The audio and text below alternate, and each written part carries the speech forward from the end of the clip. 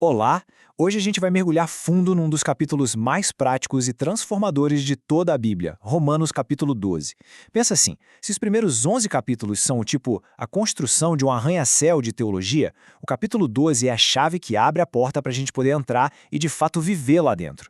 E para entender como isso funciona, primeiro a gente precisa dar uma olhada na planta baixa do livro. Para a gente sacar a força de Romanos 12, é fundamental entender como o livro foi construído. É uma verdadeira obra de arte, sabe? Tudo muito lógico. A primeira metade do capítulo 1 ao 11 é teologia pura. Ali, Paulo vai fundo no problema do pecado, na solução que Deus oferece em Cristo, na soberania da graça. Basicamente, ele responde à pergunta: o que foi que Deus fez? Já a segunda parte, que começa justamente no capítulo 12, é a ética, é a aplicação prática de tudo aquilo. A gente sai do o que Deus fez por nós e entra no, ok, e agora? Como a gente vive em resposta a isso? E o que faz a ponte entre esses dois mundos, hein? Entre a teologia e a vida prática? É uma palavrinha só, minúscula, mas com poder imenso, que dá o pontapé inicial no capítulo 12. Portanto, pensa nessa palavra como uma dobradiça gigante. É como se Paulo dissesse, olha, por causa de tudo aquilo que eu passei 11 capítulos explicando, por causa dessa misericórdia absurda de Deus, agora é assim que a vida muda completamente. Então, tá. Como é que começa essa transformação radical? O interessante é que Paulo não vem com uma lista de regras, tipo, faça isso, não faça aquilo, não. Ele vai direto na fonte, sabe? No centro de comando da nossa vida. A nossa adoração e, claro, a nossa mente. E o que é fascinante aqui é a base do apelo de Paulo. Ele não chega dando uma ordem, nem falando, façam isso por medo. Pelo contrário, o apelo dele é um rogo, um pedido feito pela compaixão de Deus. Ou seja, o motor da mudança não é a culpa, não é o medo, é a gratidão. É olhar para tudo que Deus fez e responder a essa graça.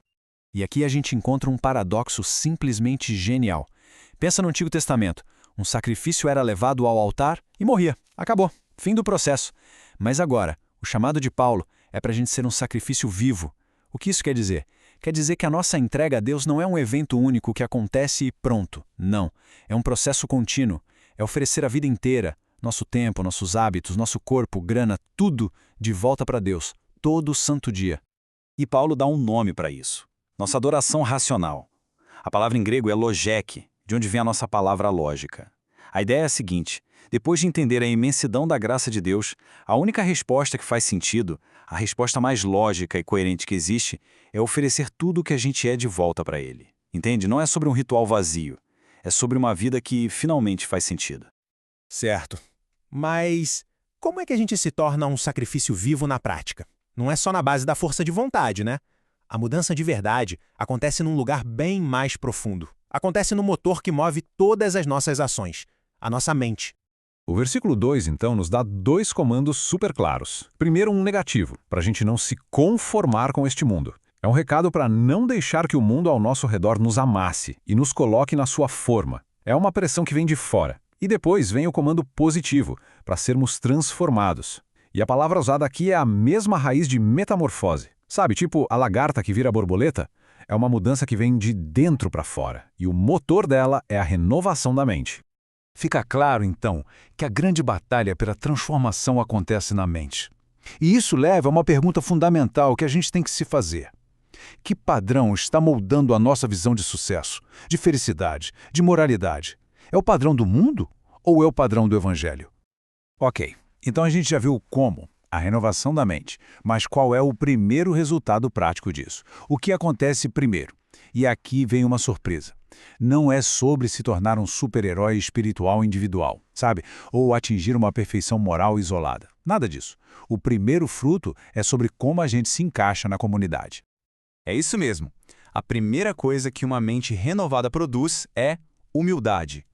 Paulo nos orienta a não ter uma opinião exagerada sobre nós mesmos, mas sim a pensar com equilíbrio, com moderação.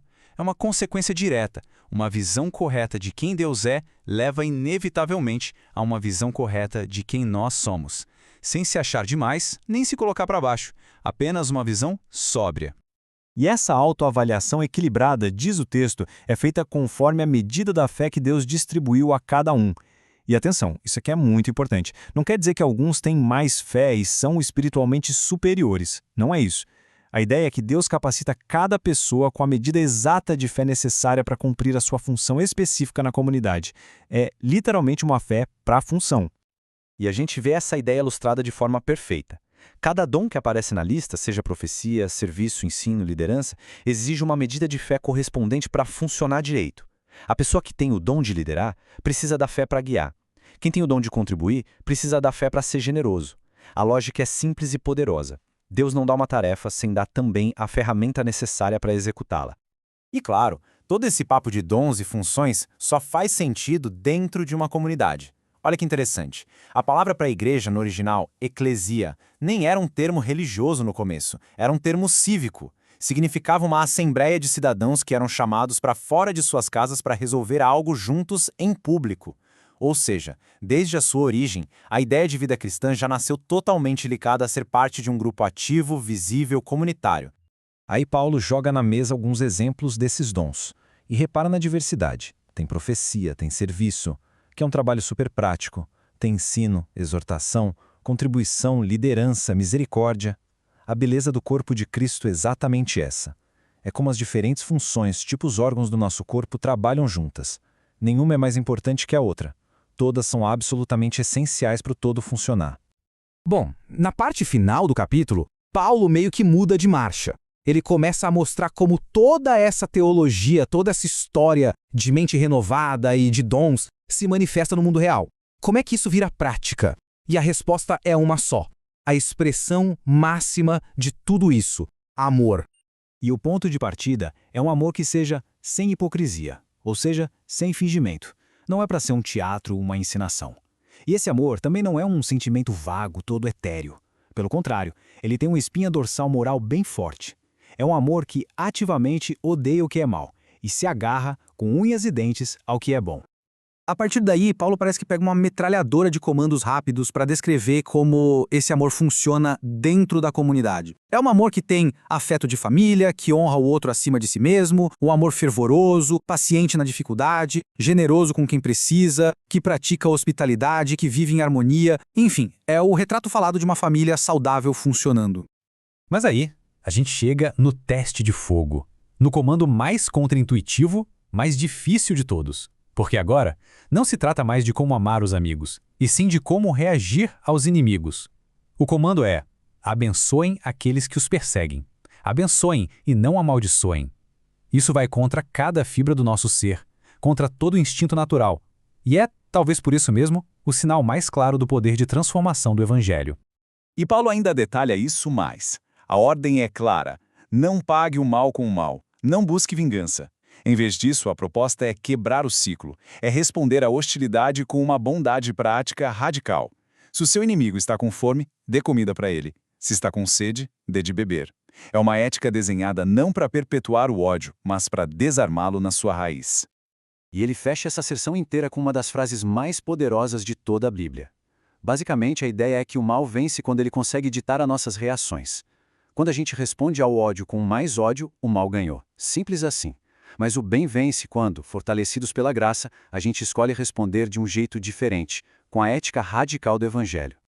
E tudo isso nos leva a uma pergunta final para a gente refletir.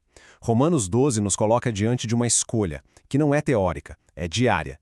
Quando a gente se depara com o mal, com a injustiça, com a perseguição, o que vai definir a nossa resposta? Vai ser o padrão do mundo, do olho por olho, dente por dente? Ou vai ser o padrão radical do Evangelho que insiste em vencer o mal com o bem? A resposta que damos a essa pergunta no dia a dia revela o quanto a gente realmente já se mudou para aquele arranha-céu da graça e começou de fato a viver lá dentro.